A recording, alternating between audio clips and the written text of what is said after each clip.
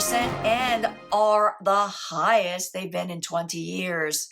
It's Friday, November 4th, 2022. I'm Kimberly Barton of Kinetic Realty, your local market expert, with this week's Maryland Eastern Shore Report. You need to know what the local market is doing, so be sure to subscribe for weekly updates. The housing market drives much of the economy. With the Fed tinkering with rates to head off inflation, they are incidentally affecting the housing market. If the housing market falters, it may force the U.S. into an all-out recession. Nationally, home price appreciation is cooling. Experts have amended their 2023 appreciation forecast. As you can see from this graph, the Mortgage Bankers Association forecast home prices to appreciate 2.8% in 2023.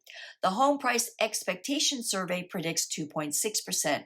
National Association of REALTORS, a 1.2% gain. Fannie Mae now forecasts a 1.5% decline, and Zelman predicts a 4% drop. Expectations are that the mortgage interest rates may drop into the 5% range by the end of 2023. Lower rates combined with slower home price growth will help affordability. Real estate is local, so be sure to stay tuned for what your local area is doing. Locally, inventory rose again this past week to 1,318 homes for sale on the Maryland shore, while buyer demand remained steady. Locally, 153 homes came on the Eastern Shore market over the past week. 60 went under contract, 80 properties went to pending, and 151 properties sold in 18 days at 100% list to sold ratio.